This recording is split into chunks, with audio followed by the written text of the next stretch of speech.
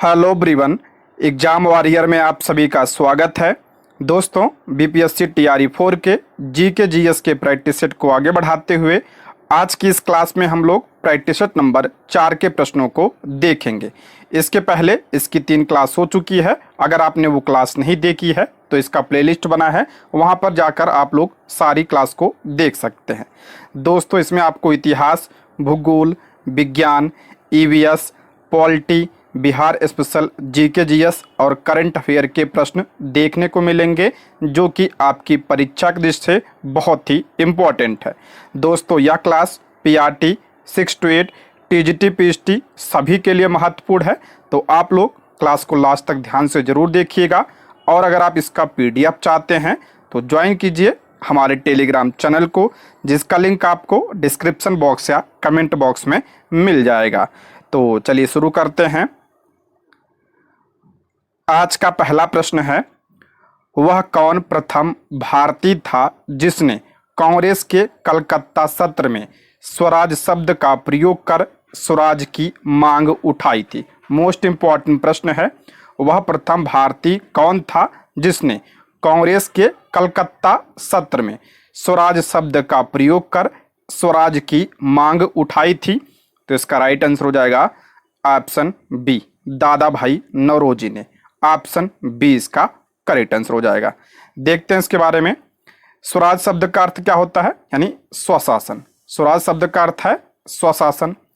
दादा भाई नौरोजी ने स्वराज की मांग के लिए कलकत्ता अधिवेशन में पहली बार स्वराज शब्द का प्रयोग किया।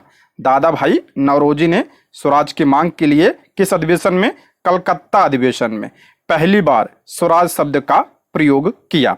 और ये कलकत्ता अधिवेशन हुआ कब था? तो 1906 में कलकत्ता अधिवेशन हुआ था। और इसकी अध्यक्षता किसने किया था? दादा भाई नौरोजी ने इसकी अध्यक्षता की थी। इसको भी आप लोग ध्यान रखिएगा, इंपॉर्टेंट है। यह पहली बार था जब स्वशासन की मांग कांग्रेस द्वारा की गई थी। मोस्ट इंपॉर्टेंट है। प्रश्न ऐसे भी पूछ सकता है कि कांग्रेस द्वारा स्वशासन की मांग कब की गई थी? तो 1906 कलकत्ता अधिवेशन में। किसके द्वारा? दादा भाई नौरोजी के द्वारा। ठीक है। इस अधिवेशन में कांग्रेस ने स्वराज को भारतीयों के लिए अंतिम लक्ष्य के रूप में अपनाया। इस अधिवेशन में बंगाल के विभाजन, स्वराज, स्वदेशी, राष्ट्रीय शिक्षा और बहिष्कार पर प्रस्ताव पारित किए गए। इसको भी आप लोग ध्यान रखिएगा। ठीक है। नेक्स्ट बढ़ते हैं। फारसी यात्री अब्दुल रज्जाक भारत में किस राजा के शासनकाल में आया था? फारसी यात्री अब्दुल रज्जाक भारत के किस राजा के शासनकाल में आया था? तो इसका राइट आंसर हो जाएगा ऑप्शन सी, देवराय द्वितीय के समय में आया था ये। ऑप्शन सी इसका करेक्ट आंसर हो जाएगा। अब्दुल रज्जाक एक फारसी राजदूत था, ये भी ध्यान रखिएगा। ये फारसी था जिसने 1442 से 1443 ईस्वी में विजयनगर साम्राज्य की यात्रा की थी। अब्दुल रज्जाक के आगमन के समय विजयनगर साम्राज्य के राजा देवराय द्वितीय थे। ठीक है। कौन थे? देवराय द्वितीय उस समय राजा थे विजयनगर साम्राज्य के। विजयनगर के बारे में अब्दुल रज्जाक ने कहा है कि मैंने पूरे विश्व में इसके समान दूसरा नगर नहीं देखा। या किसने कहा? तो अब्दुल रज्जाक ने कहा था विजयनगर साम्राज्य के बारे में। अच्छा, विजयनगर साम्राज्य की स्थापना कब हुई थी ये भी ध्यान रखिएगा। 1336 ईस्वी में। किसने किया था? हरिहर और बुक्का नामक 2 भाइयों ने इसकी स्थापना की थी। ठीक है। विजयनगर साम्राज्य की यात्रा करने वाले अन्य यात्रियों के बारे में बात करते हैं। तो निकोलो कॉन्टी मोस्ट इंपॉर्टेंट है। निकोलो कॉन्टी किसके समय में आया था? तो देवराय प्रथम के समय में यह आया था। नूनिज किसके समय में आया था? तो अच्युत राय के समय में आया था नूनिज। बारबोसा इंपॉर्टेंट है ये। बारबोसा किसके समय में? तो कृष्ण देवराय के समय में आया था बारबोसा। और डोमिंग पायस यह किसके समय में आया था? तो ये भी कृष्ण देवराय के समय में यह आया था। इसको भी आप लोग ध्यान रखिएगा। ठीक है। नेक्स्ट है, तीनों गोलमेज सम्मेलनों में किसने भाग लिया था? मोस्ट इंपॉर्टेंट प्रश्न है। बहुत लोग इसको गलत करेंगे, क्योंकि कुछ लोग डॉक्टर भीमराव अंबेडकर मारकर आगे चले जाएंगे, लेकिन गलत है। ध्यान रखिएगा, तीनों गोलमेज सम्मेलन में किसने भाग लिया था? डॉक्टर भीमराव अंबेडकर भी भाग लिए थे और तेज बहादुर सप्रू भी भाग लिए थे। इसलिए ए और बी दोनों होगा। ठीक है, ऑप्शन क्या हो जाएगा, डी इसका करेक्ट आंसर हो जाएगा, उपयुक्त में से एक से अधिक, ऑप्शन डी। देखते हैं इसके बारे में, गोलमेज सम्मेलन क्या था, पहले इसके बारे में देखते हैं। अंग्रेजी सरकार द्वारा भारत के संवैधानिक सुधारों पर चर्चा के लिए 1930 से 1932 ईस्वी के बीच 3 गोलमेज सम्मेलन का आयोजन लंदन में किया गया। इंपॉर्टेंट है ये, गोलमेज सम्मेलन का आयोजन कहाँ पे, लंदन में किया गया। किस लिए, कि भारत के संवैधानिक सुधारों पर चर्चा के लिए। ठीक है, पहला गोलमेज सम्मेलन कब हुआ था, 12 नवंबर 1930 से 19 जनवरी 1931 तक ये चला था। पहला, इंपॉर्टेंट है ये, सन भी ध्यान रखिएगा और डेट भी ध्यान रखिएगा, ये भी पूछा जाता है। ठीक है, दूसरा गोलमेज सम्मेलन कब हुआ था, 7 सितंबर 1931 से 1 दिसंबर 1931 तक चला था ये। और तीसरा गोलमेज सम्मेलन 17 नवंबर 1932 से 24 दिसंबर 1932 तक यह चला था। ठीक है, प्रथम गोलमेज सम्मेलन के दौरान लॉर्ड इरविन भारत का वायसराय था। मोस्ट इंपॉर्टेंट प्रश्न है, आपकी टीआरई 3 में ये प्रश्न पूछा गया था। प्रथम गोलमेज सम्मेलन के दौरान भारत का वायसराय कौन था, तो उस समय भारत का वायसराय लॉर्ड इरविन था। दूसरे और तीसरे गोलमेज सम्मेलन के दौरान भारत का वायसराय कौन था, तो लॉर्ड वेलिंगटन था। ये ध्यान रखिएगा, पहले गोलमेज सम्मेलन के दौरान लॉर्ड इरविन भारत का वायसराय था और दूसरे और तीसरे गोलमेज सम्मेलन के दौरान भारत का वायसराय कौन था, तो लॉर्ड वेलिंगटन था। ठीक है, तीनों गोलमेज सम्मेलन के दौरान ब्रिटेन के प्रधानमंत्री कौन थे, तो रैमजे मैकडोनाल्ड थे। इनका नाम भी आप लोग ध्यान रखिएगा। ठीक, हरिजन प्रतिनिधि के रूप में डॉक्टर भीमराव अंबेडकर ने तीनों गोलमेज सम्मेलनों में भाग लिया था, अभी मैंने बताया था। ठीक है, भारतीय राष्ट्रीय कांग्रेस केवल द्वितीय गोलमेज सम्मेलन में शामिल हुई थी। इसमें कांग्रेस के एकमात्र प्रतिनिधि महात्मा गांधी थे। इंपॉर्टेंट है ये, पूछा जाता है महात्मा गांधी जी किस गोलमेज सम्मेलन में भाग लिए थे, तो दूसरे गोलमेज सम्मेलन में भाग लिए थे। और किसकी तरफ से, तो कांग्रेस की तरफ से ये भाग लिए थे। ऐसे भी पूछा जाता है कि कांग्रेस ने किस में भाग लिया था, तो कांग्रेस ने द्वितीय गोलमेज सम्मेलन में भाग लिया था और कांग्रेस की तरफ से कौन भाग लिया था, तो महात्मा गांधी जी इसमें भाग लिए थे। ठीक है, इंपॉर्टेंट है ये, ध्यान रखिएगा। तीनों गोलमेज सम्मेलनों में भाग लेने वाले व्यक्तियों की बात करते हैं, तो डॉक्टर भीमराव अंबेडकर, तेज बहादुर सप्रू, MR जयकर, NM जोशी और CN मुदलियार, ये लोग जो है तीनों गोलमेज सम्मेलन में भाग लिए थे। ठीक है, अक्सर आपको जो है डॉक्टर भीमराव अंबेडकर ही देखने को मिलता है ऑप्शन में, इसलिए जो है आप लोग इसको गलत कर सकते हैं। ठीक है, नेक्स्ट है, निम्नलिखित में से किसने भारत के बाहर इंग्लैंड में क्रांतिकारी गतिविधियों के एक आरंभिक केंद्र के रूप में इंडियन होम रूल सोसाइटी की शुरुआत की। इंपॉर्टेंट है ये, निम्नलिखित में से किसने भारत के बाहर इंग्लैंड में क्रांतिकारी गतिविधियों के एक आरंभिक केंद्र के रूप में इंडियन होम रूल सोसाइटी की शुरुआत की, तो इसका राइट आंसर हो जाएगा ऑप्शन सी, श्यामजी कृष्ण वर्मा ने। ऑप्शन सी इसका करेक्ट आंसर हो जाएगा। इंपॉर्टेंट है ये, देखते हैं। विदेश में भारतीय स्वतंत्रता आंदोलन के प्रचार प्रसार का श्रेय श्यामजी कृष्ण वर्मा को जाता है, जो भारतीय क्रांतिकारी आंदोलन के अग्रणी नेताओं में से एक थे। उन्होंने 1905 में, ध्यान रखिएगा, 1905 में इंडियन होम रूल सोसाइटी की स्थापना कहाँ पे, लंदन में किया, तथा इंडिया हाउस की स्थापना भी इन्होंने लंदन में किया। मोस्ट इंपॉर्टेंट है, इंडियन होम रूल सोसाइटी और इंडिया हाउस की स्थापना किसने किया था, श्यामजी कृष्ण वर्मा ने इसकी स्थापना की थी। कुछ अंग्रेज मित्रों की सहायता से उन्होंने इंडियन सोशियोलॉजिस्ट नाम से अपनी एक पत्रिका शुरू की। इंपॉर्टेंट है, इनकी पत्रिका भी ध्यान रखिएगा, इंडियन सोशियोलॉजिस्ट। ठीक है, नेक्स्ट है, निम्न में से कौन सी जोड़ी सही है, देखते हैं। पहला इसमें विनोबा भावे द्वितीय व्यक्तिगत सत्याग्रही, नहीं, अभी मैंने इसके पहले बताया था विनोबा भावे, ये क्या थे, ये पहले व्यक्तिगत सत्याग्रही थे। ठीक है, पहले व्यक्तिगत सत्याग्रही कौन थे, विनोबा भावे थे। और दूसरे कौन थे, तो दूसरे जवाहरलाल नेहरू थे। आप लोग कमेंट बॉक्स में बताइएगा तीसरे व्यक्तिगत सत्याग्रही कौन थे, कमेंट जरूर करिएगा आप लोग। ठीक है, पढ़ा चुका हूं इसके बारे में। CR दास की बात करते हैं, लिखा है देशबंधु, बिल्कुल सही है। सीआर दास को देशबंधु के नाम से जाना जाता था।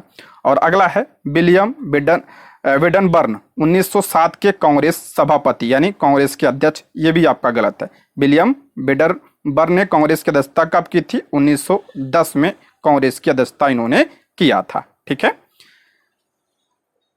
व्यक्तिगत सत्याग्रह के लिए चुने जाने वाले प्रथम सत्याग्रही कौन थे? विनोबा भावे थे। चित्तरंजन दास यानी सीआर दास को देशबंधु के उपनाम से जाना जाता है। सन 1907 में भारतीय राष्ट्रीय कांग्रेस का अधिवेशन सूरत में हुआ। 1907 में कांग्रेस का अधिवेशन कहाँ पे हुआ था? सूरत में हुआ था, जिसमें कांग्रेस गर्म दल और नरम दल नामक दो दलों में बट गई। इसी को सूरत विभाजन भी कहा जाता है। मोस्ट इंपॉर्टेंट है, पूछा जाता है कि कांग्रेस का विभाजन सबसे पहले कब हुआ था? तो सूरत अधिवेशन 1907 में। ठीक है। 1907 के अधिवेशन की अध्यक्षता किसने किया था? इंपॉर्टेंट है, तो इसकी अध्यक्षता रास बिहारी घोष ने की थी। ठीक है, रास बिहारी घोष। नेक्स्ट है, निम्नलिखित में से किसे सन्यासियों और फकीरों का नेता माना जाता था जो 1857 में अंग्रेजों के खिलाफ साजिश रच रहे थे? इंपॉर्टेंट है, किसे सन्यासियों और फकीरों का नेता माना जाता था जो 1857 में अंग्रेजों के खिलाफ साजिश रच रहे थे? तो इसका राइट आंसर हो जाएगा ऑप्शन सी, नाना साहब। ऑप्शन सी इसका करेक्ट आंसर हो जाएगा। देखते हैं इसके बारे में डिटेल से, इंपॉर्टेंट है।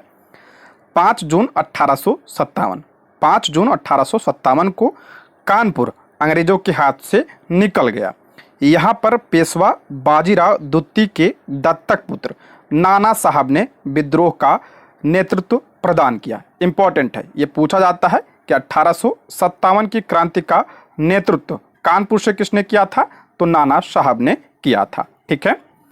इसमें उनकी सहायता तात्या टोपे ने की थी। इंपॉर्टेंट है, इसमें उनकी सहायता किसने किया था? तात्या टोपे ने किया था।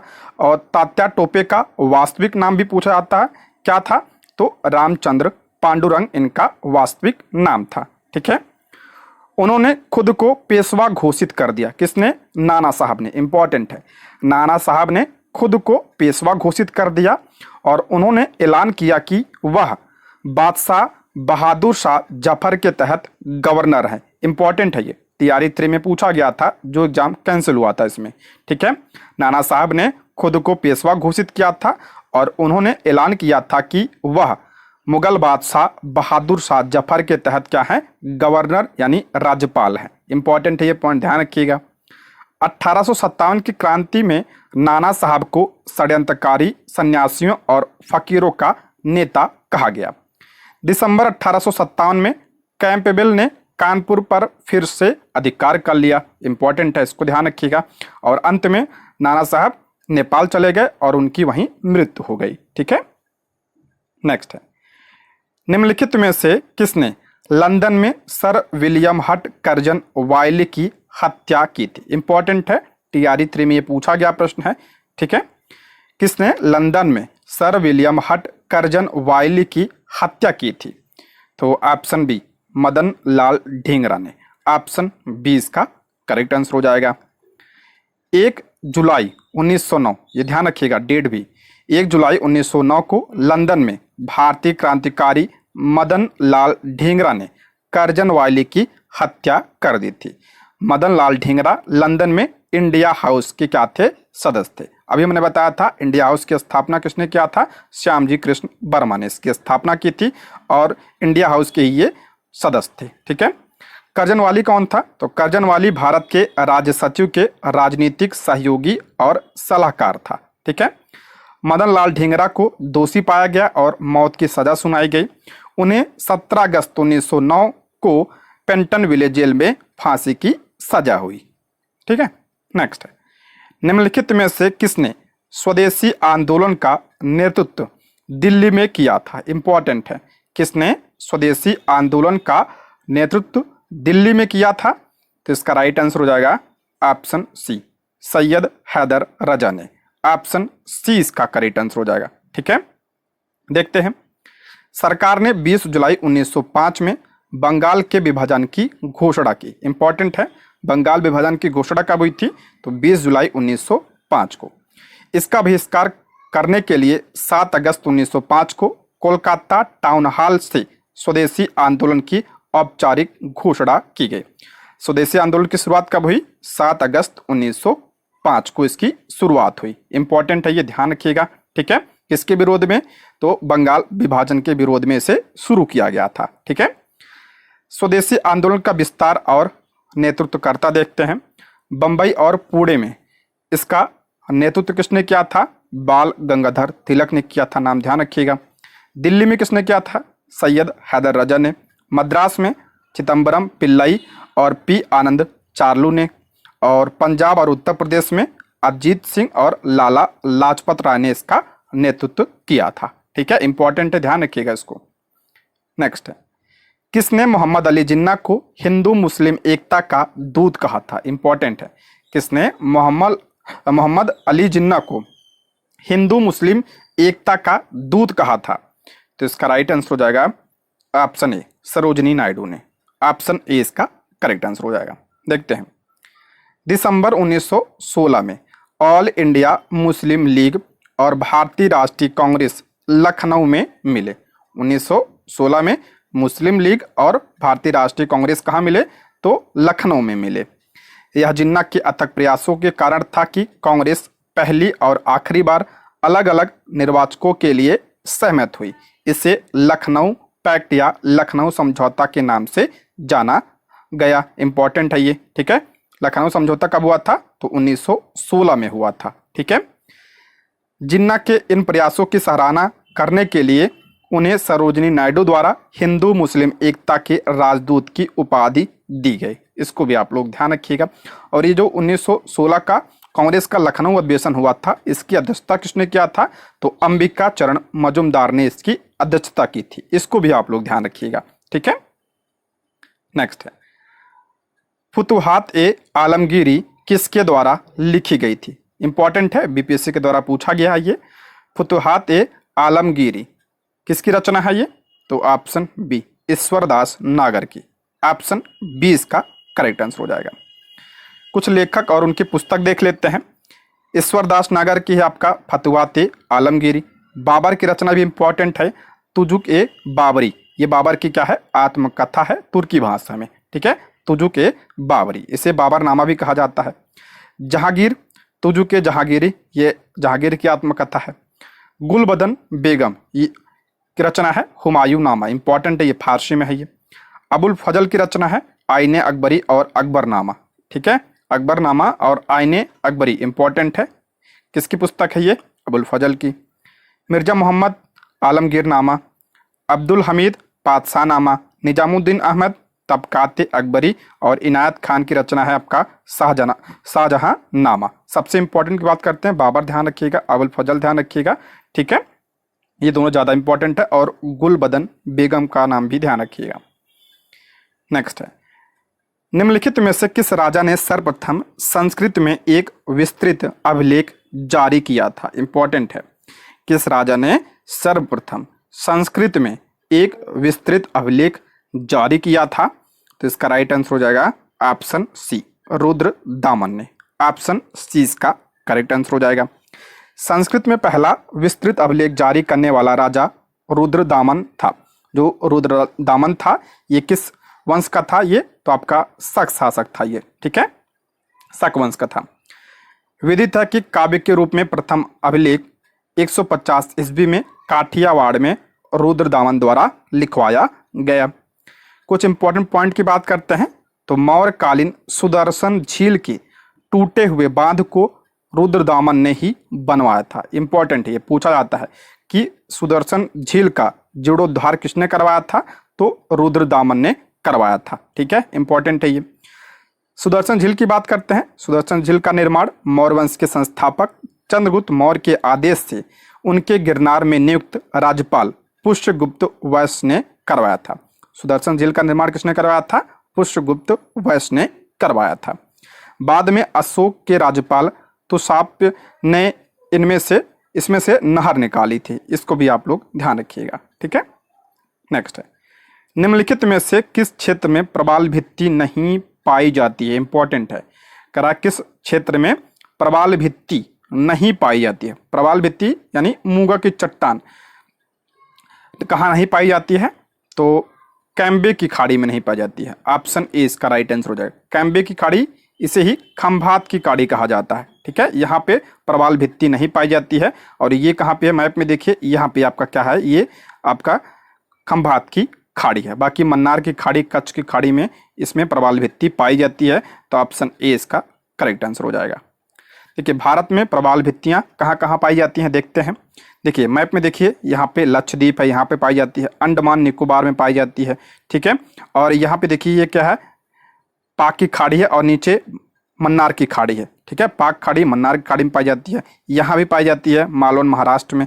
और कच्छ खाड़ी यहाँ पे है, देखिए यहाँ पे भी आपका प्रवाल भित्ति पाई जाती है। इसको भी आप लोग ध्यान रखिएगा। ठीक है, नेक्स्ट है, भारत के निम्नलिखित राज्यों में से किसे भारत का कोहिनूर कहा जाता है?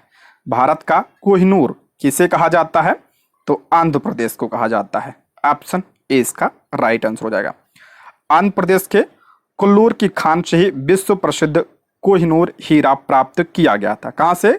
कोल्लूर की खान से। इसे गोलकुंडा की खान भी कहा जाता है। ठीक है, और इसी कारण जो है आंध्र प्रदेश को भारत का कोहिनूर कहा जाता है। ठीक है दोस्तों, यदि आप हमारे चैनल पर नए हैं तो प्लीज़ चैनल को सब्सक्राइब करें, और अगर आपको वीडियो पसंद आती है तो लाइक, शेयर और कमेंट करें, और कोई सुझाव हो तो आप लोग कमेंट बॉक्स में जरूर बताइएगा। ठीक है, नेक्स्ट है, निम्न वाक्यों में कौन सा सही है?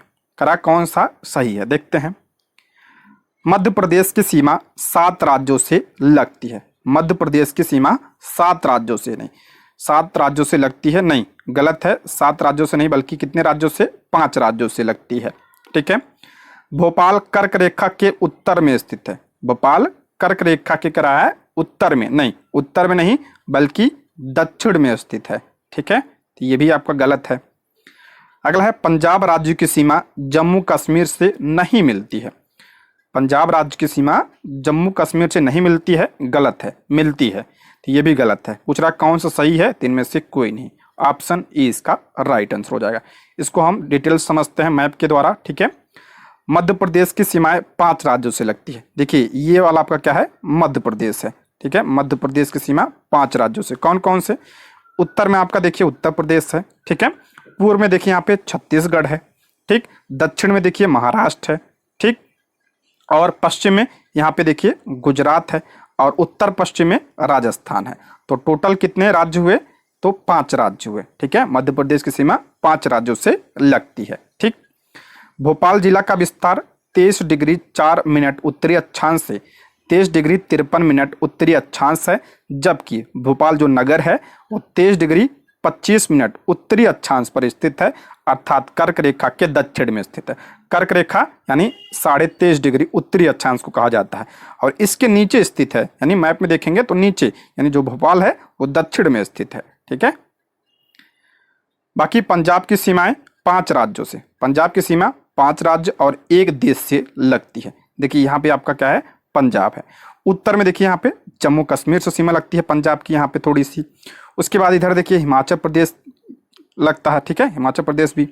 इधर आप देखिए दक्षिण और दक्षिण पूर्व में हरियाणा, यहाँ पे देखिए हरियाणा लग रहा है, और ये आपका क्या है, राजस्थान है। तो 5 राज्य हो गए। ठीक, और एक आपका देश हो गया पाकिस्तान, जिसकी सीमा किससे लगती है? पंजाब से लगती है। तो 5 राज्य और 1 देश की सीमा पंजाब से लगती है। ठीक है, इंपॉर्टेंट है ये। नेक्स्ट है, निम्नलिखित में से किस राज्य में जनजाति समुदाय की पहचान नहीं की गई है? किस राज्य में जनजाति समुदाय नहीं है? तो हरियाणा में। ठीक है, ऑप्शन बी इसका राइट आंसर हो जाएगा, हरियाणा। वर्ष 2011 की जनगणना के अनुसार पंजाब, हरियाणा, चंडीगढ़ और दिल्ली तथा पांडुचेरी में जनजाति समुदाय की पहचान नहीं की गई है। ठीक है, ध्यान रखिएगा इसको। नेक्स्ट है, नर्मदा नदी पश्चिम की ओर बहती है। मोस्ट इंपॉर्टेंट प्रश्न है, इसको ध्यान से पढ़िएगा और ध्यान से करिएगा, नहीं तो गलत हो जाएगा। नर्मदा नदी पश्चिम की ओर बहती है, जबकि अधिकांश अन्य प्रायद्वीपीय बड़ी नदियां पूर्व की ओर बहती हैं। ऐसा क्यों? देखिए कह रहा है नर्मदा नदी जो है इधर बहती है, पश्चिम की ओर बहती है, बाकी अन्य जो अधिकांश नदियां हैं वो किधर बहती हैं, तो ये पूरब की ओर बहती हैं, कह रहा है। ऐसा क्यों? तो इसका कारण क्या है कि नर्मदा पश्चिम की ओर बहती है। तो इसका राइट आंसर हो जाएगा ऑप्शन ए। यह एक रेखी रेखी विभ्रंश यानी रिफ्ट घाटी में बहती है। नर्मदा नदी रिफ्ट घाटी में बहती है, ये करेक्ट है। दूसरा दिया, यह बिंद और सतपुड़ा के बीच बहती है। देखिए ये बिल्कुल सही है कि बिंद और सतपुड़ा के बीच में बहती है, लेकिन यह कारण नहीं है कि नर्मदा पश्चिम की ओर बहती है, इसलिए ये ऑप्शन गलत हो जाएगा। ध्यान रखिएगा, बिंद और सतपुड़ा के बीच तो नर्मदा बहती है, लेकिन ये कारण नहीं है कि ये पश्चिम की ओर बहती है। ठीक है, इसका कारण क्या है कि नर्मदा पश्चिम की ओर बहती है, तो ऑप्शन ए हो जाएगा। ठीक है, एक रेखी विभ्रंश रिफ्ट घाटी में विस्तृत है, यानी रिफ्ट घाटी में बहती है, इसलिए ये पश्चिम की ओर बहती है। तीसरा भी देख लेते हैं, भूमि का ढलान मध्य भारत से पश्चिम की ओर है। नहीं, पश्चिम की ओर नहीं, जो ढलान है इधर का ये पूरब की तरफ है। ठीक है, प्रायद्वीपीय पठार का जो ढलान है किस तरफ है, वो मध्य भारत का, तो ये पश्चिम की तरफ नहीं है, पूर्व की तरफ है, इसलिए ये भी गलत हो जाएगा। तो ऑप्शन इसकी पहला सही है। दूसरा भी सही है, लेकिन जो है जिस प्रश्न जो पूछा है उसके लिए गलत हो जाएगा। ठीक है, देखते हैं इसको। नर्मदा नदी का पश्चिम की ओर बहाव का कारण क्या है? भ्रंश घाटी यानी रिफ्ट घाटी से होकर प्रवाहित होना, यही का आपका क्या है, मेन कारण है जो नर्मदा पश्चिम की ओर बहती है। नर्मदा नदी बिंद और सतपुड़ा के बीच बहती है, मैंने बताया ना, ये करेक्ट है, लेकिन ये कारण नहीं। अगर ऐसे दिया होता कि नर्मदा नदी के बारे में कौन सा कथन सही है, तो आपका जो है दूसरा भी कथन सही होता है इसमें। ठीक है, और मध्य भारत में भूमि का ढलान पूरब की ओर है। इसको मैप के माध्यम से समझते हैं। देखिए बाकी जो नदियां हैं, देखिए यहाँ पे महानदी है, गोदावरी है, कृष्णा है, कावेरी है, और भी जो नदियां बहती हैं सारी लगभग पूरब की ओर बहती हैं, यानी बंगाल के खाड़ी में आकर गिरती हैं। लेकिन कुछ नदियां जैसे आपका ताप्ती हो गया, नर्मदा हो गया, माही हो गया, ये सब जो है पश्चिम की ओर बहती हैं। ठीक है, पश्चिम की ओर ये नदियां बहती हैं। तो वही पूछ रहा है, देखिए नर्मदा रिफ्ट घाटी से बहती है, इसलिए जो है ये पश्चिम की ओर बहती है। और क्या दिया था कि नर्मदा जो है ये विंध्याचल और सतपुड़ा के बीच में स्थित है। देखिए यहाँ पे देखिए, ऊपर विंध्याचल है, फिर बीच में आपका नर्मदा है, फिर सतपुड़ा है, फिर इसके नीचे भी आपका ताप्ती नदी। ये भी पूछा जाता है कि जो नर्मदा और ताप्ती के बीच में कौन सा पर्वत है, तो सतपुड़ा पर्वत श्रृंखला है। इसको भी आप लोग ध्यान रखिएगा। ठीक, और जो नदियाँ इधर गिरती हैं, पूर्व की तरफ गिरती हैं, यानी बंगाल की खाड़ी में गिरती हैं, ये क्या बनाती हैं, तो ये डेल्टा का निर्माण करती हैं। ठीक है, डेल्टा का निर्माण करती हैं। बाकी जो अरब सागर में नदियां गिरती हैं, यानी जो पश्चिम की ओर बहती हैं, ये एस्टुअरी का निर्माण करती हैं, यानी ज्वार नदमुख का ये निर्माण करती हैं। और पश्चिम की ओर कौन कौन सी नदी बहती है, तो ताप्ती हो गई, नर्मदा हो गया, माही हो गया, ये मुख्य नदियां हैं। ठीक है, इसको आप लोग ध्यान रखिएगा, इंपॉर्टेंट है ये। नेक्स्ट है, प्रायद्वीपीय भारत में पूर्व दिशा में बहने वाली नदियों का उत्तर दक्षिण का सही क्रम है। पूरब दिशा में पूछ रहा है, पूरब दिशा यानी जो बंगाल की खाड़ी में गिरती है नदियां, उसके बारे में पूछ रहा है, क्रम पूछ रहा है। वो भी पूछ रहा है कहाँ से, उत्तर से दक्षिण, यानी ऊपर से नीचे पूछ रहा है क्रम। तो इसमें हो जाएगा आपका ऑप्शन ए, इसका करेक्ट आंसर हो जाएगा ऑप्शन ए। स्वर्ण रेखा, महानदी, गोदावरी, कृष्णा, पेन्नार, कावेरी और वैगई। इसको हम मैप के माध्यम से देखते हैं। यहाँ पे देखिए, सबसे पहले इधर देखिए स्वर्ण रेखा है, ठीक, उसके बाद वैतरणी है, फिर ब्राह्मणी है, महानदी, गोदावरी, कृष्णा, पेन्नार, कावेरी, वैगई और ताम्रपर्णी। ये क्रम है, ये ध्यान रखिएगा, ये प्रश्न पूछा गया है इसलिए मैंने इसको डाला है। ठीक है, तो इंपॉर्टेंट है, इसको क्रम ध्यान रखिएगा। नेक्स्ट है, निम्नलिखित कथनों में से कौन सा सही है, पूछ रहा कौन सा सही है। पहला है, भारत में हिमालय केवल 5 राज्यों में फैला है। कह रहा हिमालय जो है भारत में केवल 5 राज्यों में फैला, नहीं 5 से ज्यादा राज्यों में फैला है, तो ये गलत है। पश्चिम घाट केवल 5 राज्यों में फैला हुआ है, नहीं पश्चिमी घाट 5 राज्यों में नहीं 6 राज्यों में फैला हुआ, अभी मैं मैप के माध्यम से बताऊंगा इसको। पुलिकट झील केवल 2 राज्यों में फैली, ये करेक्ट है। पुलिकट झील जो है ये 2 राज्यों में, एक तो आपका तमिलनाडु में है और एक आपका आंध्र प्रदेश में है, इसकी सीमा पर स्थित है ये, तो ऑप्शन सी इसका करेक्ट आंसर हो जाएगा। देखते हैं इसको, भारत के प्रमुख हिमालयी राज्य या केंद्र शासित प्रदेश कौन कौन से हैं? जम्मू कश्मीर में आपका हिमालय है, लद्दाख में भी, हिमाचल प्रदेश, उत्तराखंड, सिक्किम, अरुणाचल प्रदेश, मेघालय, नागालैंड, मणिपुर, मिजोरम एवं त्रिपुरा। इसके अलावा आपका असम हो गया, पश्चिम बंगाल के पहाड़ी क्षेत्र भी इसके अंतर्गत आते हैं।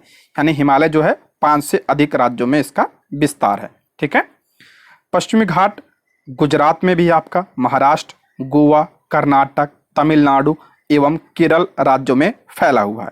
इस प्रकार इसका विस्तार 6 राज्यों में है। ठीक है, पश्चिम घाट का विस्तार जो है 6 राज्यों में है। इधर का आपका पूरा ये वाला एरिया होता है, मैंने बताया था, वो आपका पश्चिमी घाट है, 6 राज्यों में फैला हुआ है। बाकी पुलिकट भारत का दूसरा सबसे बड़ा, यानी चिल्का के बाद दूसरा सबसे बड़ा लैगून झील है। ठीक है, सबसे बड़ी लैगून झील कौन सी है? चिल्का झील है भारत की। ठीक, और दूसरी कौन सी है? पुलिकट है। और पुलिकट का विस्तार तमिलनाडु में भी है और आंध्र प्रदेश में भी है। इंपॉर्टेंट है, इसको ध्यान रखिएगा। ठीक है, नेक्स्ट है, निम्नलिखित में सबसे प्राचीन पर्वत श्रृंखला कौन सी है? सबसे प्राचीन पर्वत श्रृंखला इसमें से पूछ रहा है, कौन सी है? सभी को पता होगा, option B Aravalli. Option B इसका राइट आंसर हो जाएगा, अरावली। देखते हैं, अरावली श्रेणी गुजरात के पालनपुर से लेकर राजस्थान एवं हरियाणा से दिल्ली तक लगभग 800 किलोमीटर की लंबाई में फैली हुई। ध्यान रखिएगा, जो अरावली है ये गुजरात से शुरू होती है, कहाँ तक आती है? दिल्ली तक आती है। ठीक है, इसका निर्माण प्री कैम्ब्रियन काल में हुआ, जो 600 से 570 मिलियन वर्ष पूर्व का माना जाता है। ठीक, यह भारत की प्राचीनतम पर्वत श्रृंखला है। इंपॉर्टेंट है, ये जो अरावली है ये प्राचीनतम पर्वत श्रृंखला है, जबकि विश्व की सबसे प्राचीन पर्वत श्रृंखलाओं में से एक है। अरावली पर्वत अवशिष्ट पर्वतों का उदाहरण है। इंपॉर्टेंट है, अरावली पर्वत क्या है? ये अवशिष्ट पर्वतों का उदाहरण है, यानी टूटा फूटा, यानी जो बचा खुचा है। ठीक है, उसका उदाहरण है ये, क्योंकि बहुत पुराना है। यह भारत का सबसे पुराना वलित पर्वत है, मोस्ट इंपॉर्टेंट है। और ये क्या है? ये वलित पर्वत है। ठीक है, वलित पर्वत यानी मोड़दार पर्वत है। जैसे आपका जो हिमालय है ये नवीन वलित पर्वत है। ठीक है, हिमालय किसका उदाहरण है? नवीन वलित पर्वत है। और जो अरावली है ये पुराना वलित पर्वत है और ये अवशिष्ट पर्वत का उदाहरण है। इसकी सबसे ऊंची चोटी भी इंपॉर्टेंट है। अरावली की सबसे ऊंची चोटी कौन सी है? गुरु शिखर जो है इसकी सबसे ऊंची चोटी है, जिसकी ऊंचाई 1722 मीटर है। ठीक है, गुरु शिखर। नेक्स्ट है, निम्नलिखित किस पहाड़ी पर पूर्वी घाट और पश्चिमी घाट से मिलता है? निम्नलिखित किस पहाड़ी पर पूर्वी घाट और पश्चिमी घाट जो है मिलता है? तो आपका नीलगिरी पहाड़ी। ऑप्शन सी इसका करेक्ट आंसर हो जाएगा, नीलगिरी पहाड़ी। देखिए मैप में देखते हैं पहले। देखिए ये आपका क्या है? ये वाला एरिया पश्चिम घाट है और इधर वाला आपका क्या है? ये आपका पूर्वी घाट है। और यहाँ पे देखिए मिल रहे हैं दोनों, ये आपका क्या है? नीलगिरी पहाड़ी है। ठीक है, नीलगिरी पहाड़ी भारतीय प्रायद्वीप के पूर्वी घाट एवं पश्चिमी घाट के मिलन बिंदु पर स्थित है। नीलगिरी को ब्लू माउंटेन के नाम से भी जाना जाता है, इसको भी ध्यान रखिएगा। और इसकी सबसे ऊंची चोटी बहुत इंपॉर्टेंट है, दोदा बेट्टा इसकी सबसे ऊंची चोटी है। ठीक है, लगभग 2637 मीटर इसकी ऊंचाई है, कहीं कहीं आपको 33 भी मिलेगा। ठीक है, इसको आप लोग ध्यान रखिएगा। दोदा बेट्टा नीलगिरी की सबसे ऊंची चोटी है। ठीक, और ये प्रायद्वीपीय भारत की दूसरी सबसे ऊंची चोटी है। ठीक है, प्रायद्वीपीय भारत की दूसरी सबसे ऊंची चोटी है दोदा बेट्टा। आप लोग कमेंट बॉक्स में बताइए कि पहली सबसे ऊंची चोटी कौन सी है। ठीक है, मैंने बताया था इसके पिछले वाले क्लास में। ठीक है, कमेंट जरूर करिएगा आप लोग। नेक्स्ट है, कुल्लू घाटी जिन पर्वत श्रेणी के बीच अवस्थित है वे हैं। कुल्लू घाटी पूछ रहा है, जिन पर्वत श्रेणी के बीच अवस्थित है। कुल्लू घाटी जो है किसके बीच अवस्थित है? पहले ध्यान रखिए, कुल्लू घाटी कहाँ पे है? ये हिमाचल प्रदेश में है। और किस पर्वत श्रेणी के बीच में है ये? तो धौलाधर तथा पीर पंजाल के बीच में है ये। ऑप्शन ए इसका राइट आंसर हो जाएगा, धौलाधर तथा पीर पंजाल। देखिए यहाँ पे देखिए, ये आपका पीर पंजाल है, फिर यहाँ नीचे उसकी धौलाधर है, उसके नीचे आपका क्या है? शिवालिक श्रेणी है। क्रम भी देख लेते हैं, हिमालय का जो श्रेणी है उसका क्रम भी पूछा जाता है, इंपॉर्टेंट है ये। देखिए सबसे पहले आपका काराकोरम रेंज आता है, फिर लद्दाख आता है। ये आपकी बार क्रम भी पूछा गया था। ठीक है, आपकी बार दक्षिण से उत्तर पूछा। ठीक है, ये क्रम भी ध्यान रखिएगा। अगर पूछा जाए उत्तर से दक्षिण कौन सा है, तो सबसे पहले काराकोरम आता है, फिर लद्दाख आता है, फिर जास्कर आता है, फिर पीर पंजाल, फिर धौलाधर, फिर आपका शिवालिक श्रेणी आती है। ये क्रम आप लोग ध्यान रखिएगा, इंपॉर्टेंट है ये, बहुत ज़्यादा कई बार पूछा गया है ये। ठीक है, नेक्स्ट है, निम्नलिखित कथनों में से कौन सा सत्य है? ठीक है, देखते हैं। पहला है, हर चुनाव से पूर्व मतदाता सूची को सुधारा यानी व्यवस्थित किया जाता है, वह 5 वर्ष में मतदाता सूची का पूर्ण नवीनीकरण किया जाता है। बिल्कुल करेक्ट है। देखिए पॉलिटी में ऐसे प्रश्न पूछे जाते हैं। ठीक है, इंपॉर्टेंट है क्योंकि ये एनसीईआरटी से लिए गए हैं। करा हर चुनाव से पूर्व मतदाता सूची को सुधारा या व्यवस्थित किया जाता है, वह 5 वर्ष में मतदाता सूची का पूर्ण नवीनीकरण किया जाता है। बिल्कुल करेक्ट है ये। 18 वर्ष की उम्र में प्रत्येक नागरिक को वोट डालने का अधिकार प्राप्त हो जाता है। बिल्कुल सही है। भारत में क्या है? वयस्क मताधिकार है, यानी जब 18 साल के हो जाते हैं तो वोट देने का अधिकार सभी को प्राप्त है, सभी को, ठीक है। विधानसभा के चुनाव में उम्मीदवार बनने के लिए न्यूनतम आयु 25 वर्ष होनी चाहिए, बिल्कुल करेक्ट है। विधानसभा में अगर चुनाव लड़ना है तो आयु कितनी होनी चाहिए, तो 25 वर्ष होनी चाहिए। तो यानी सभी सही है इसमें, तो ऑप्शन क्या हो जाएगा, डी इसका करेक्ट आंसर हो जाएगा, ऑप्शन डी। देखते हैं इसके बारे में थोड़ा। देखिए, हर अगले चुनाव तक कुछ लोग मतदाता बनने की उम्र में आ जाते हैं जैसे जैसे, इसलिए हर चुनाव से पूर्व क्या होता है, मतदाता सूची को सुधारा जाता है। वह जो लोग उस इलाके से चले जाते हैं या जिनकी मृत्यु हो जाती है उनके नाम मतदाता सूची से हटा दिए जाते हैं। हर 5 वर्ष मतदाता सूची का नवीकरण भी इसी संदर्भ में किया जाता है, ठीक है। नहीं, सुधार किया जाता है, जो लोग नहीं है उनको हटा दिया जाता है, जो नए मतदाता बने उनको शामिल किया जाता है, ठीक है। तो बिल्कुल करेक्ट है ये। तो 18 वर्ष की उम्र में प्रत्येक नागरिक को वोट डालने का अधिकार प्राप्त हो जाता है, वयस्क मताधिकार है भारत में। लोकसभा और विधानसभा चुनाव के लिए कितने आयु होने चाहिए, 25 वर्ष होनी चाहिए, ठीक है। लोकसभा और विधानसभा के लिए कितना, तो 25 वर्ष होना चाहिए। लेकिन ध्यान रखिएगा, राज्यसभा के लिए कितना चाहिए, आयु 25 वर्ष होनी चाहिए, ठीक है। 25 वर्ष होनी चाहिए राज्यसभा के लिए, इसको ध्यान रखिएगा। नेक्स्ट है, चुनाव आयोग के बारे में कौन सा कथन सत्य नहीं है। देखिए, चुनाव आयोग के बारे में पूछ रहा है, कौन सा कथन सत्य नहीं है। दोस्तों, मैंने इसको एनसीईआरटी से लिया है, इंपॉर्टेंट है इसलिए। चुनाव आयोग चुनाव की अधिसूचना जारी करने से लेकर चुनावी नतीजों की घोषणा तक पूरी चुनाव प्रक्रिया के हर पहलू का निर्णय लेता है। बिल्कुल सही है, आपको पता होगा चुनाव आयोग ही सब कुछ कराता है, चुनाव संबंधी जितनी भी चीजें होती है वो सब चुनाव आयोग कराता है। ये तो क्या है, सही है। चुनाव के दौरान आयोग सरकार को दिशा निर्देश मानने का आदेश दे सकता है, बिल्कुल सही है। चुनाव के दौरान जो है, जो चुनाव आयोग है ये सरकार को दिशा निर्देश दे सकती है, बिल्कुल सही है। ये चुनाव आयोग क्या करता है, आचार संहिता भी लागू करता है, आप सभी को पता होगा, ठीक है, कि क्या करना है क्या नहीं करना है, ठीक है। चुनाव ड्यूटी पर तैनात अधिकारियों का नियंत्रण सरकार के हाथ में ना होकर चुनाव आयोग के हाथ में होता है, वे आयोग के अधीन ही काम करते हैं, बिल्कुल सही है। देखिए, जब चुनाव होता है उस समय जो चुनाव ड्यूटी लगती है अधिकारियों की, उनका नियंत्रण किसके हाथ में होता है, उस समय सरकार के हाथ में नहीं होता, किसके हाथ में होता है, तो चुनाव आयोग के हाथ में होता है। ये आपका क्या है, करेक्ट है। लेकिन प्रश्न को ध्यान से पढ़िएगा, प्रश्न पूछ रहा है कौन सा सही नहीं है, यानी गलत पूछ रहा है। तो इसमें देखिए कोई भी गलत नहीं है, तो इसलिए ऑप्शन ई इसका राइट आंसर हो जाएगा, इनमें से कोई नहीं। प्रश्न क्या पूछ रहा है इसको आप लोग जरूर पढ़िएगा, ठीक है, इसलिए प्रश्न गलत हो जाता है। नेक्स्ट है, पंडित जवाहरलाल नेहरू ने उद्देश्य प्रस्ताव कब पेश किया था। इंपॉर्टेंट है, पंडित जवाहरलाल नेहरू ने उद्देश्य प्रस्ताव कब पेश किया था, तो 13 दिसंबर 1946 को। ऑप्शन 20 का राइट आंसर हो जाएगा, 13 दिसंबर 1946। 13 दिसंबर 1946 को जवाहरलाल नेहरू ने उद्देश्य प्रस्ताव पेश किया। इस संकल्प ने संविधान निर्माताओं की आकांक्षाओं और मूल्यों को स्थापित किया। देखिए, उद्देश्य प्रस्ताव ध्यान रखिएगा, पूछा जाता किसने पेश किया था, जवाहरलाल नेहरू ने। कब, 13 दिसंबर 1946 को। इसके तहत भारत के लोगों को सामाजिक, आर्थिक और राजनीतिक न्याय, समानता और मौलिक स्वतंत्रता की गारंटी दी गई थी। यह संकल्प 22 जनवरी 1947, मोस्ट इंपॉर्टेंट है। देखिए, पेश कब किया गया था, 13 तारीख को, 13 दिसंबर 1946 को।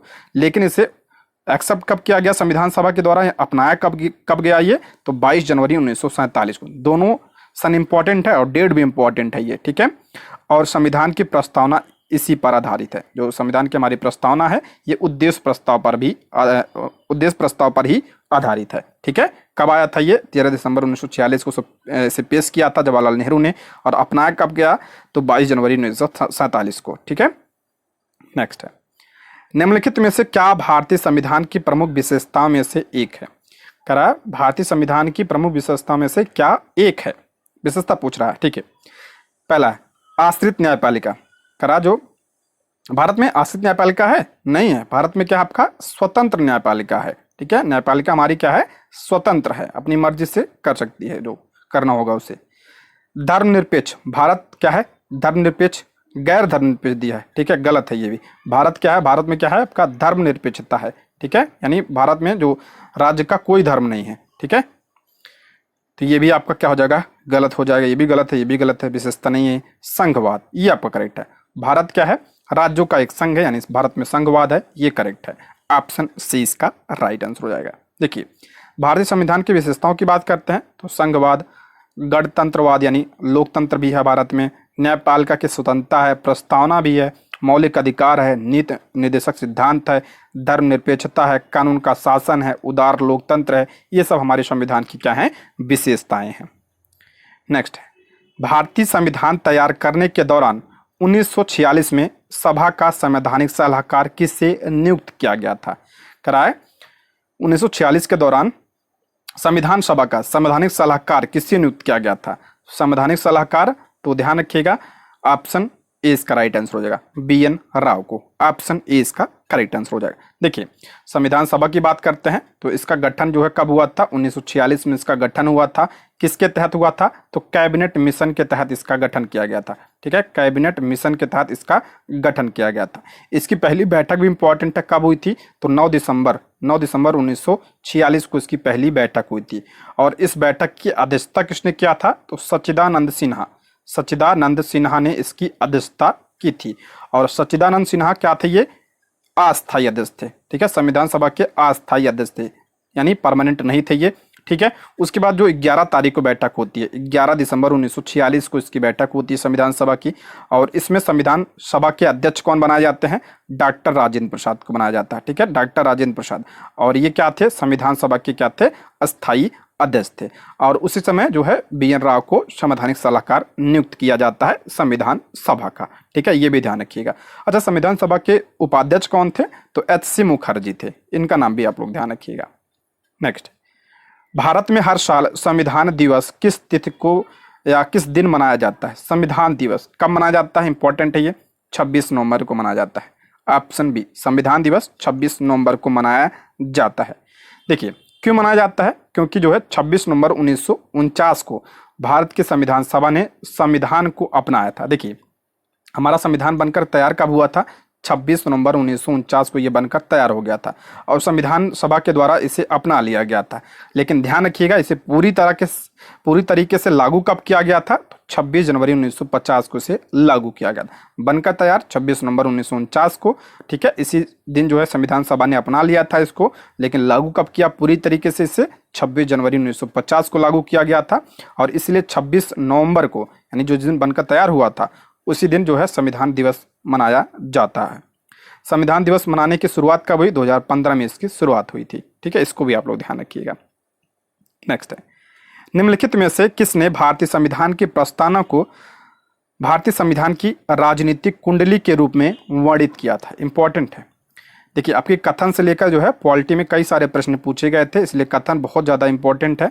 ठीक है, निम्नलिखित में से किसने भारतीय संविधान की प्रस्तावना को संविधान की राजनीतिक कुंडली के रूप में वर्णित किया था?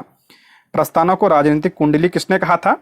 तो ऑप्शन बी, कन्हैयालाल माणिकलाल मुंशी, यानी KM मुंशी ने कहा था। ठीक है, KM मुंशी। ऑप्शन बी इसका राइट आंसर। इनका पूरा नाम क्या था? कन्हैयालाल माणिकलाल मुंशी।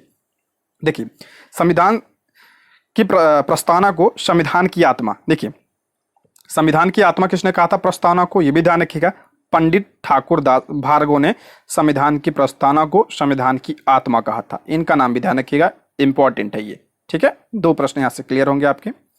नेक्स्ट है, निम्न में से कौन एक संवैधानिक निकाय नहीं है? इंपॉर्टेंट है, पूछ रहा है कौन सा संवैधानिक निकाय नहीं। संवैधानिक निकाय मतलब जिसका उल्लेख संविधान में किया गया हो। ठीक है, जिसका उल्लेख संविधान में किया गया है वो आपका क्या होता है? संवैधानिक निकाय होता है। जैसे आपका वित्त आयोग है, वित्त आयोग आर्टिकल 280 में है, ये तो संवैधानिक निकाय है, लेकिन इसमें पूछ रहा है कौन सा निकाय नहीं है, तो ये आपका गलत हो जाएगा। नीति आयोग नहीं है। ठीक है, ऑप्शन बी इसका राइट आंसर हो जाएगा। नीति आयोग जो है संवैधानिक निकाय नहीं है। बाकी राष्ट्रीय अनुसूचित जनजाति आयोग ये भी नहीं है, ये क्या है? संवैधानिक निकाय है। ये आपका आर्टिकल 338A में है आपका, तो यह क्या हुआ? संवैधानिक निकाय हुआ। तो इसमें पूछ रहा कौन सा नहीं है? तो नीति आयोग नहीं है, ऑप्शन बी। देखिए भारत में संवैधानिक निकाय वे संस्थाएं या राष्ट्रीय निकाय होते हैं जिन्हें देश के संविधान के तहत स्थापित किया गया होता है। जैसे आपका चुनाव आयोग हो गया आर्टिकल 324 के तहत, संघ और राज्य लोक सेवा आयोग किसमें बात किया गया? 315, वित्त आयोग 280, राष्ट्रीय अनुसूचित जनजाति आयोग आर्टिकल 338A, ये सब क्या है? ये आपका संवैधानिक निकाय है, यानी इसका उल्लेख संविधान में किया गया है। नीति आयोग की बात करते हैं, यहाँ पे नीति होगा। नीति आयोग एक संवैधानिक निकाय नहीं है, ये क्या है? एक गैर संवैधानिक निकाय है। और इसकी स्थापना कब हुई थी? तो 1 जनवरी 2015 को इसकी स्थापना हुई थी योजना आयोग के स्थान पर। ठीक है, 1 जनवरी 2015 को इसकी स्थापना हुई थी नीति आयोग की, इसको भी ध्यान रखिएगा। नेक्स्ट है, भारत के संविधान के किस संशोधन में भारत के वर्णन को एक संप्रभु लोकतांत्रिक गणराज्य से संप्रभु समाजवादी धर्मनिरपेक्ष लोकतांत्रिक गणराज्य में बदल दिया, साथ ही राष्ट्र की एकता शब्द को राष्ट्र की एकता और अखंडता में बदल दिया? तो इसका राइट आंसर हो जाएगा आपका क्या, 42वां संविधान संशोधन। ऑप्शन सी इसका करेक्ट आंसर हो जाएगा। देखिए, भारतीय संविधान के 42वें संविधान संशोधन 1976 के जरिए प्रस्तावना में 3 शब्द जोड़े गए थे। मोस्ट इंपॉर्टेंट है ये। कौन कौन से शब्द थे ये? समाजवादी था, धर्मनिरपेक्ष और अखंडता। ये 3 शब्द जो है 42वें संविधान संशोधन 1976 के जरिए प्रस्तावना में जोड़ा गया था। इंपॉर्टेंट, इसको ध्यान रखिएगा। देखिए, 42वें संविधान संशोधन को लघु संविधान भी कहा जाता है। ठीक है, इसे लघु संविधान की संज्ञा भी दी जाती है क्योंकि इसके द्वारा संविधान में कई संशोधन किए गए थे। जैसे इसी के द्वारा मूल कर्तव्य को जोड़ा गया था, मैंने बताया था ना।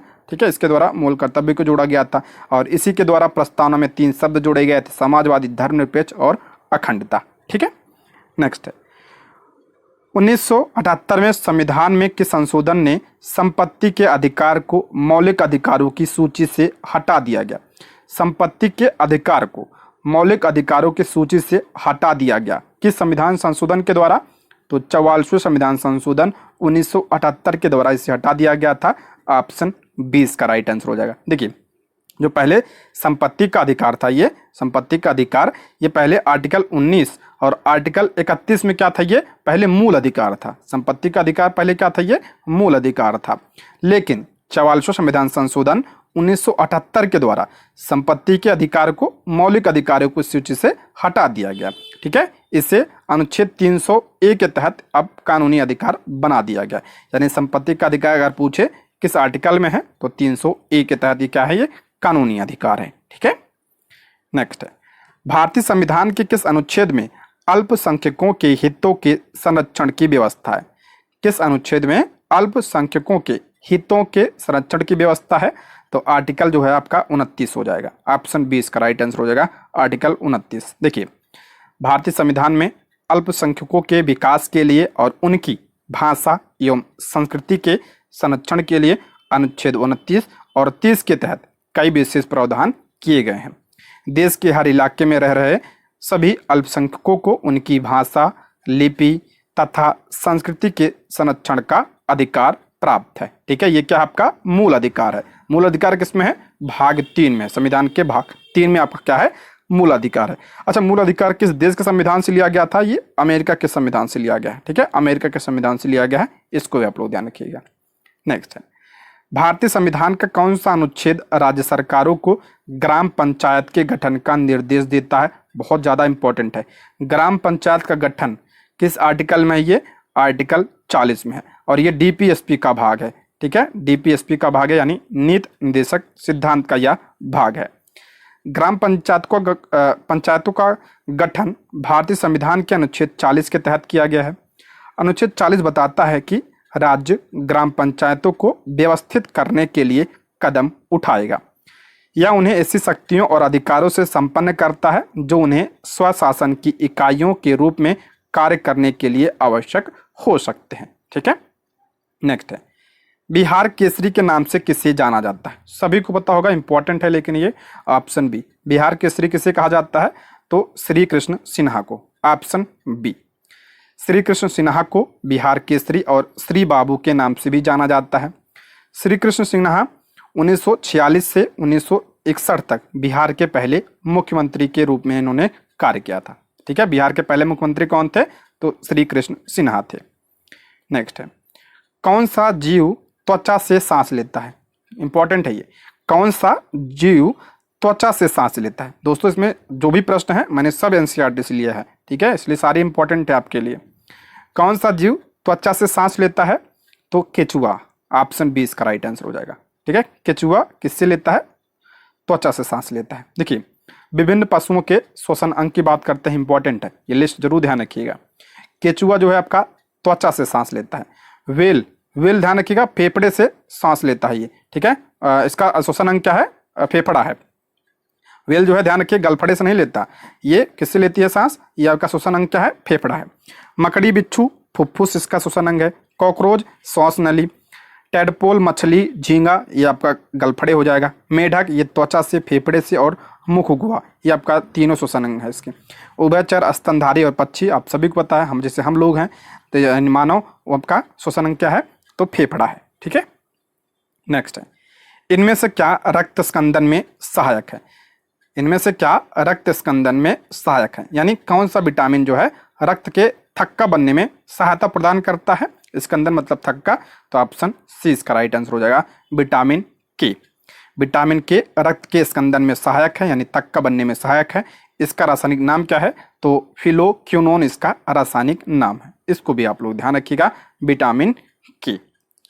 नेक्स्ट है, निम्नलिखित में से कौन संक्रामक रोग और विदेशी आक्रमणकारियों से शरीर की रक्षा करता है। इंपॉर्टेंट है, कौन सा जो है, कौन संक्रामक रोग और विदेशी आक्रमणकारियों से शरीर की रक्षा करता है ये, तो ऑप्शन ए ल्यूकोसाइट्स।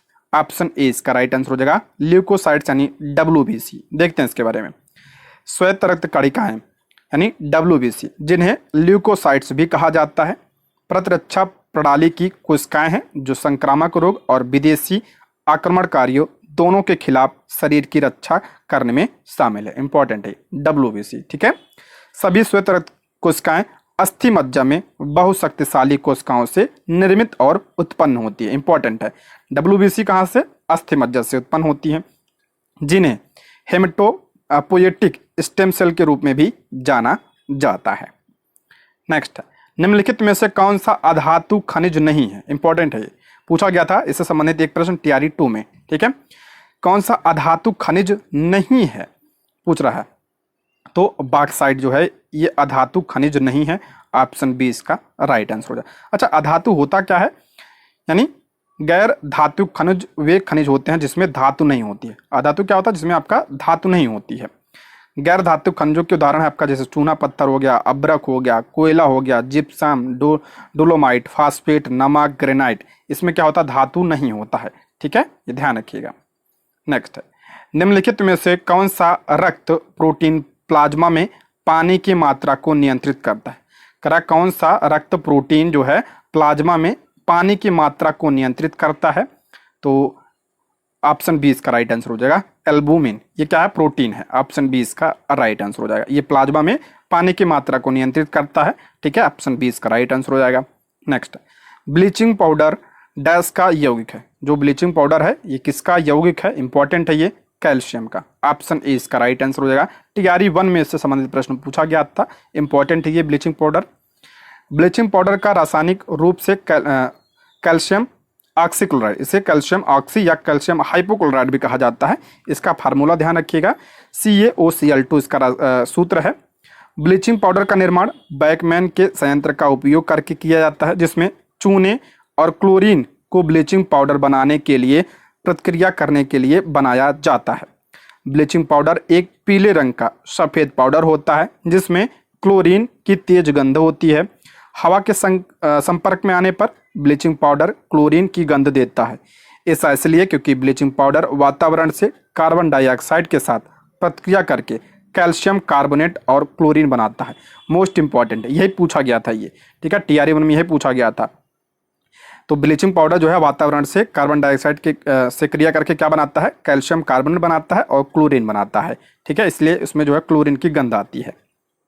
नेक्स्ट है, केल्विन पैमाने पर मनुष्य का सामान्य तापमान कितना होता है। इंपॉर्टेंट है, देखिए केल्विन पैमाने पर पूछ रहा है जो मानव शरीर का तापमान कितना होता है, तो 310 केल्विन होता है। 310 केल्विन होता है, ऑप्शन सी। मानव शरीर का सामान्य तापमान केल्विन पूछा जाए तो 310 केल्विन होता है।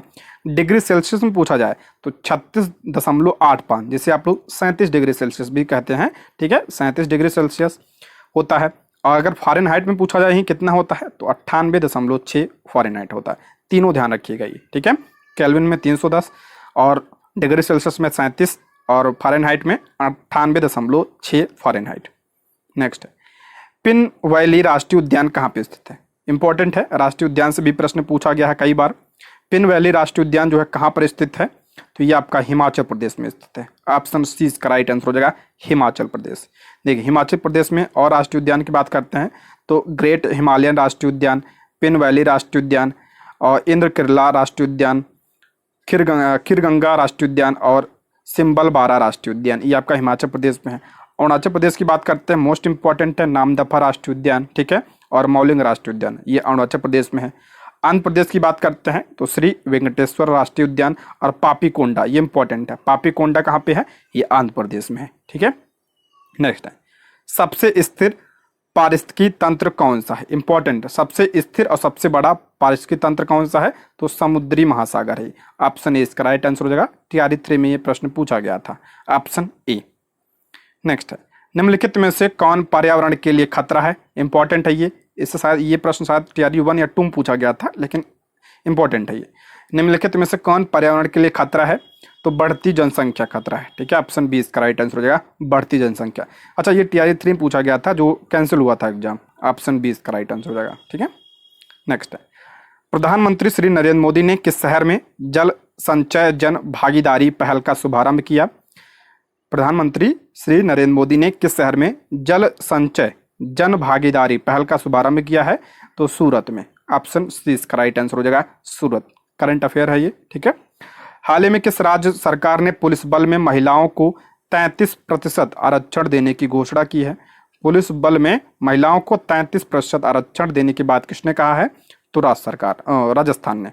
ऑप्शन सी इसका राइट आंसर हो जाएगा, राजस्थान। नेक्स्ट है, BCCI ने हाल ही में किसे पुरुष क्रिकेट टीम का चयनकर्ता नियुक्त किया है। BCCI ने किसे पुरुष क्रिकेट टीम का चयनकर्ता नियुक्त किया है, तो ये आपका अजय रात्रा हो जाएगा। ऑप्शन सी इसका राइट आंसर हो जाएगा, अजय रात्रा। नेक्स्ट है, वित्त मंत्रालय ने हाल ही में कितनी कंपनियों को नवरत्न का दर्जा दिया है, इंपॉर्टेंट है ये। नवरत्न का दर्जा कितनी कंपनियों को दिया है, तो 4 कंपनियां।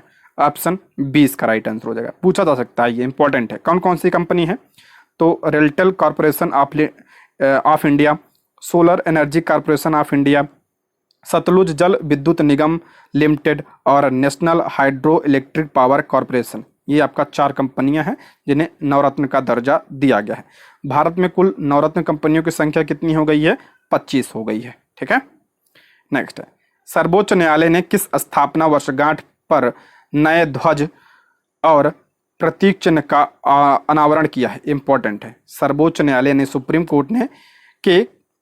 कोर्ट के किस स्थापना वर्षगांठ पर नए ध्वज और प्रतीक चिन्ह का अनावरण किया गया है, इंपॉर्टेंट है ये। देखिए आपका नया ध्वज है ये, ठीक है, सुप्रीम कोर्ट का, तो ऑप्शन सी इसका राइट आंसर हो जाए। इसके 75वें वर्षगांठ पर ये किया गया है।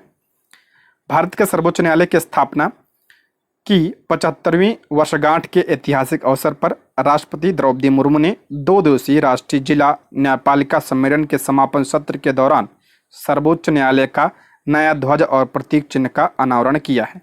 ध्वज पर संस्कृत श्लोक या तो धर्मस्थ ततो जया, इंपॉर्टेंट है ये। ध्वज पर संस्कृत श्लोक या तो धर्मस्य ततो जया, यानी इसका अर्थ है जहां धर्म है वहां विजय है, या उस पर अंकित है। ये इंपॉर्टेंट है, इसको ध्यान रखिएगा। पूछा जा सकता है कि सुप्रीम कोर्ट के ध्वज पर क्या अंकित है, कौन सा वाक्य, तो यतो धर्मस्य ततो जय, यानी जहां पे धर्म है वहां विजय है। नेक्स्ट है, पंचायती राज मंत्रालय ने किसके साथ 5 दिवसीय प्रबंधन विकास कार्यक्रम आयोजित किया है। पंचायती राज मंत्रालय ने किसके साथ 5 दिवसीय प्रबंधन विकास कार्यक्रम आयोजित किया है, तो IIM अमृतसर के साथ। ऑप्शन ए इसका राइट आंसर हो जाएगा, ठीक है। दोस्तों आज की वीडियो में बस इतना ही। वीडियो कैसे लगी आप लोग कमेंट बॉक्स में जरूर बताइएगा, ठीक है, और अपने अपने स्कोर भी कमेंट बॉक्स में बताइएगा, ठीक। Thank you for watching.